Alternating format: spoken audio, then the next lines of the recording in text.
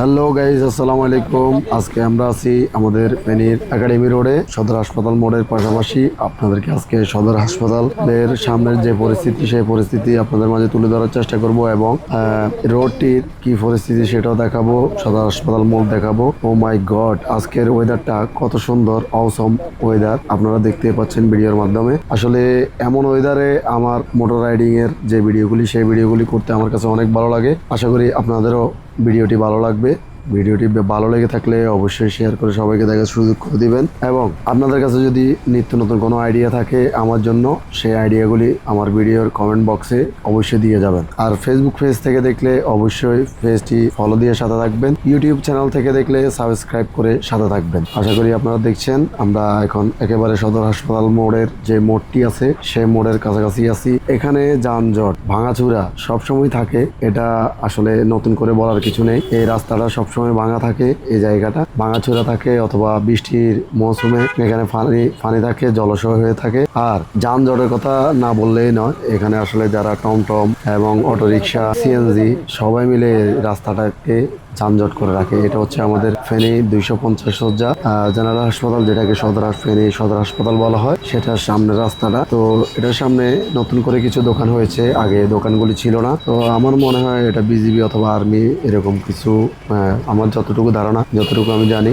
ওনারা এই দোকানগুলি করেছেন। যে দোকানগুলি আমার ডান পাশে আপনারা দেখতে পাচ্ছেন। আর রোডের অবস্থা দেখুন, রোডের এমন বেহাল দশা, এখানে যে কোনো সময় যে কোনো বড় দুর্ঘটনা ঘটতে পারে শুধুমাত্র রাস্তার যে সমস্যা, সেই সমস্যার কারণে। তো আসলে বেশি জায়গা সমস্যা না, বিলোনিয়ার যে পুরাতন বিলোনিয়ার লাইন আছে, বিলোনিয়ার লাইন থেকে, তার মানে উপজেলা সামনে থেকে সদর হাসপাতাল মোড় পর্যন্ত এই রাস্তাটা খুবই খারাপ অবস্থা। যদি দায়িত্বশীলেরা একটু খেয়াল করেন, আসলে রাস্তাটা সুন্দর করার অথবা সুন্দরভাবে আমাদেরকে উপহার দেওয়ার সুযোগ আছে। তো দয়া করে আপনারা সবাই ভিডিওটি শেয়ার করে সবাইকে দেখার সুযোগ করে দিবেন এবং দায়িত্বশীল ব্যক্তিদের সামনে এই ভিডিওটি পৌঁছানোর সেই সুযোগ করে দিবেন। আশা করি ওনারা দেখলে এই সমস্যাগুলি সমাধান হয়ে যাবে।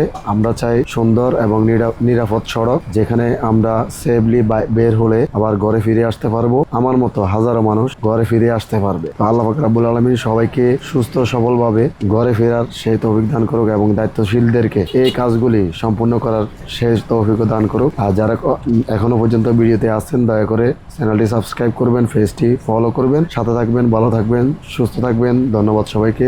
পরিশেষে একটাই স্লোগান হবে, নিরাপদ সড়ক চাই এবং নিরাপদে ঘরে ফিরে যেতে চাই। সবাই আশা করি বুঝতে পেরেছেন। ভিডিওটি আসলে সড়কের মূল উদ্দেশ্য ছিল, আর আমরা সুস্থভাবে যেন ঘরে ফিরতে পারি সেই উদ্দেশ্যে ছিল। তো যারা আপনারা সুস্থ সড়ক এবং সুস্থভাবে ঘরে ফিরতে চান, অবশ্যই ভিডিওটি শেয়ার করে সবাইকে দেখার সুযোগ করে দিবেন আর আমাদেরকে আমাদের চ্যানেল এবং পেজটি গ্রো করার সেই সুযোগ করে দিবেন। আজকে এই পর্যন্তই, দেখা হবে নতুন কোনো ভিডিওতে। আল্লাহ।